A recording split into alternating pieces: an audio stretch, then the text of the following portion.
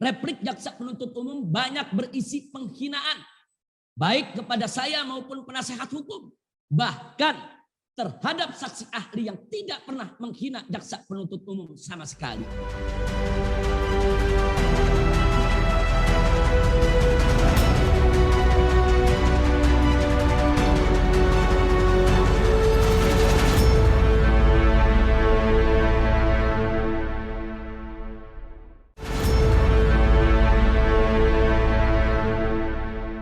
Majelis Hakim yang mulia, setelah saya mendengar dan membaca replik jaksa penuntut umum dengan teliti dan cermat, maka saya berpendapat sebagai berikut. 1.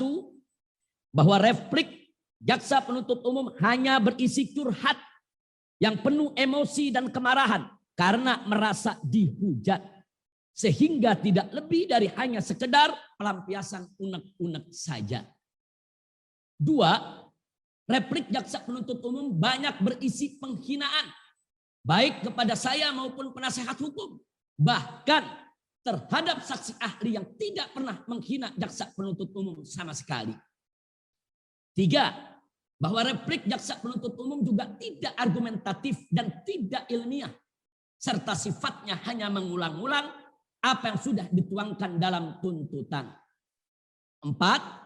Bahwa replik jaksa penuntut umum sama sekali tidak berkualitas dan tidak bernilai, karena masih saja mengulangi manipulasi fakta persidangan sehingga penuh dengan kebohongan. 5. Bahwa replik jaksa penuntut umum sama sekali tidak mampu menjawab pledoi saya maupun pledoi penasehat hukum sebagaimana mestinya. Oleh sebab itu, sebenarnya saya enggan untuk meladeni replik jaksa penuntut umum yang tidak berharga tersebut, karena hanya membuang waktu kami yang sangat berharga akibat hanya mengurusi ocehan jaksa penuntut umum yang ngalor ngidul dan harus menangkis satu persatu serangan jaksa penuntut umum yang bertubi-tubi. Maka kegiatan dakwah saya dan kawan-kawan di rutan Mabes Polri jadi sering terganggu, mulai dari kajian subuh, pengajian tafsir dan hadis, serta majelis zikir dan sholawat, juga pemberantasan buta huruf Al-Quran dan lain-lain. Namun, jika saya tidak menjawab melalui duplik ini, maka nanti jaksa penuntut umum tidak akan pernah tahu dan tidak akan pernah menyadari akan kesalahannya dan ketidakcermatannya, bahkan kezalimannya dalam kasus Rumah Sakit Umi Kota Bogor. Jadi, terpaksa saya harus menjawab dalam duplik ini untuk menjelaskan dan membuktikan kebenaran pendapat saya tersebut di atas tentang replik jaksa penuntut umum yang hanya berisi curhat dan penghinaan, serta tidak argumentatif dan tidak ilmiah, juga tidak berkualitas dan tidak bernilai, sehingga tidak mampu menjawab pledoi saya maupun pledoi penasehat hukum sebagaimana mestinya. Berikut ini, Majelis Hakim yang mulia, saya akan menjawab semua kerancuan dan kengawuran yang dikemukakan jaksa penuntut umum dalam repliknya satu persatu dan poin per poin sesuai dengan nomor urutnya masing-masing dalam replik, sehingga nomor urut dalam duplik ini saling berhadap-hadapan dengan nomor urut dalam replik jaksa penuntut umum, yaitu sebagai berikut. 1. Bahwa jaksa penuntut umum mengaku sebagai penegak hukum akan menegakkan hukum yang berkeadilan terhadap siapapun tanpa ada diskriminasi hukum. Namun faktanya di Kota Bogor ada puluhan bahkan ratusan pelanggaran protokol kesehatan. Sesuai pengakuan saksi fakta Wali Kota Bogor Bima Arya dan Kepala Satpol PP Kota Bogor Agustian Sah di bawah sumpah depan persidangan bahwa hanya kasus Rumah Sakit Umi Kota Bogor yang dilaporkan ke polisi dan dibawa ke pengadilan. Maaf Majelis Hakim, kata tapi saya coret tadi, tidak ada kata tapi. Para pengacara tolong dicoret. Sekedar nasihat untuk jaksa penuntut umum. Sekedar nasihat untuk jaksa penuntut umum yang adil dan jujur. Ketahuilah bahwa diskriminasi hukum itu tidak adil dan tidak jujur. 2. Bahwa jaksa penuntut umum menyampaikan sebuah adagium aneh yang sangat tidak tepat dalam perkara rumah sakit Umi, yaitu keadilan tertinggi yang diperjuangkan penegak hukum dapat berarti ketidakadilan tertinggi bagi terdakwa. Dan suatu hal yang dipandang sebagai ketidakadilan tertinggi bagi terdakwa ini justru bermakna keadilan tertinggi bagi masyarakat. Adagium ini mengada-ngada dan tidak masuk di akal karena terkesan ingin memonopoli keadilan tertinggi hanya milik penegak hukum seperti jaksa penuntut umum. Sementara posisi terdakwa pasti salah dan harus salah serta wajib dihukum salah.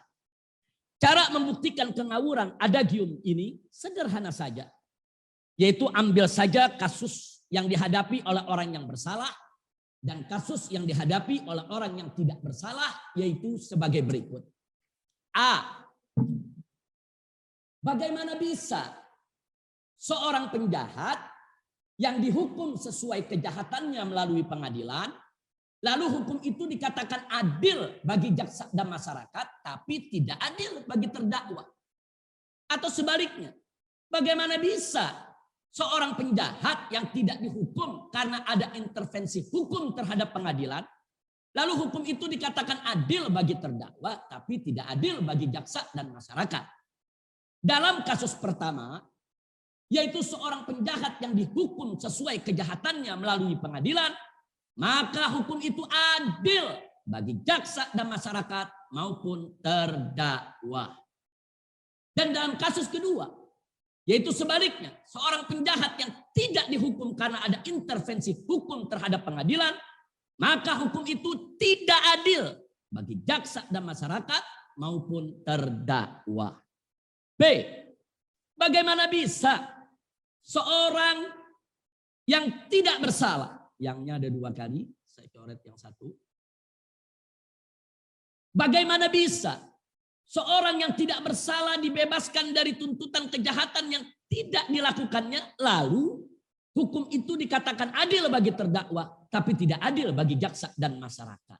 Atau sebaliknya, bagaimana bisa seorang tidak bersalah dihukum atas kejahatan yang tidak dilakukannya, lalu hukum itu dikatakan adil bagi jaksa dan masyarakat, tapi tidak adil bagi terdakwa? Dalam kasus pertama, yaitu seorang yang tidak bersalah dibebaskan dari dakwaan kejahatan yang tidak dilakukannya, maka hukum itu adil bagi jaksa dan masyarakat maupun terdakwa. Dan dalam kasus kedua, yaitu sebaliknya, orang yang tidak bersalah dihukum atas dakwa kejahatan yang tidak dilakukannya, maka hukum itu tidak adil bagi jaksa dan masyarakat maupun terdakwa. Sekedar nasihat untuk jaksa penuntut umum yang terhormat. Belajarlah mengambil adagium yang jelas dan bermartabat serta tepat guna dan manfaat. Seperti A. Adagium similia similibus, yaitu dalam perkara yang sama harus diproses yang sama pula. Artinya jangan tebang pilih alias jangan ada diskriminasi. B. Adagium politelegius non leges politi adoptande, yaitu politik harus tunduk kepada hukum, bukan sebaliknya.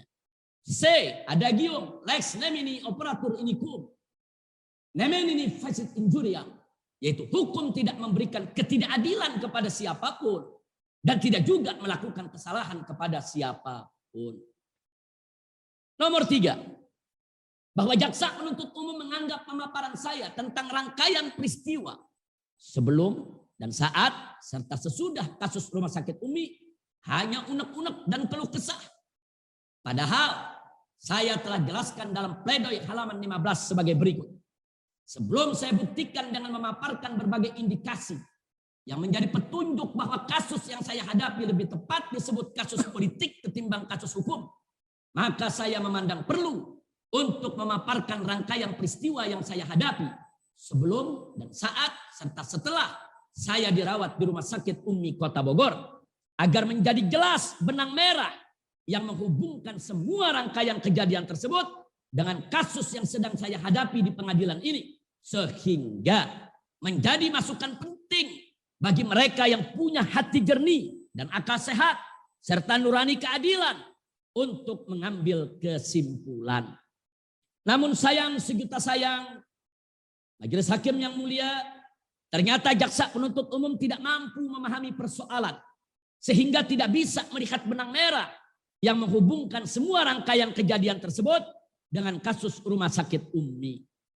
Nasihat saya untuk jaksa penuntut umum yang arif lagi bijaksana, ketahuilah bahwa orang yang tidak punya hati jernih dan akal sehat serta nurani keadilan tidak akan pernah bisa paham dan mengerti hubungan benang merah antara suatu kejadian dengan kejadian lainnya, sehingga dia tidak akan pernah bisa bersikap arif dan bijaksana dalam menarik suatu kesimpulan.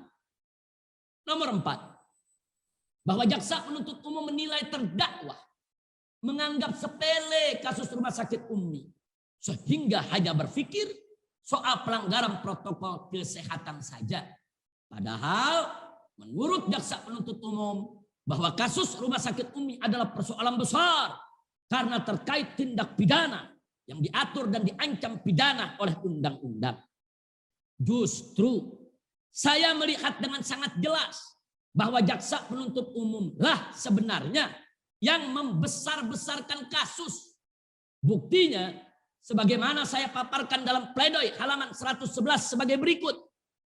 Pada awalnya saat saya diperiksa oleh penyidik kepolisian sebagai saksi pada tanggal 4 Januari 2021 hanya berkaitan dengan pelanggaran protokol kesehatan, sehingga diduga melanggar pasal 14 ayat 1 atau ayat 2 Undang-Undang nomor 4 tahun 1984 tentang wabah penyakit menular terkait dugaan dengan sengaja menghalangi pelaksanaan penanggulangan wabah, dan atau pasal 216 ayat 1 KUHP terkait dugaan dengan sengaja tidak mentaati atau dengan sengaja mencegah, menghalang-halangi atau menggagalkan tugas pejabat. Namun saat saya diperiksa sebagai tersangka pada tanggal 15 Januari 2021 ada penambahan pasal pidana, yaitu pasal 14 dan atau pasal 15 Undang-Undang nomor 1 tahun 1946 tentang peraturan hukum pidana terkait dugaan dengan sengaja menyiarkan kebohongan untuk menimbulkan keonaran. Bahkan akhirnya pasal tambahan inilah yang justru dijadikan dakwaan ke-1, baik yang primer maupun subsidiar dan lebih subsidiar. Ini adalah penyelundupan pasal yang sangat dipaksakan. Majelis hakim yang mulia, jadi jelas bukan saya yang menganggap kasus rumah sakit Umi sebagai persoalan sepele, tapi justru jaksa penuntut umum yang sengaja membesar-besarkan kasus rumah sakit Umi, sehingga kasus protokol kesehatan yang semula cukup sanksi administrasi disulap oleh jaksa penuntut umum jadi kasus kejahatan pidana kebohongan dan keonaran dengan ancaman penjara 10 tahun. Sekedar nasihat untuk jaksa penuntut umum yang baik lagi budiman.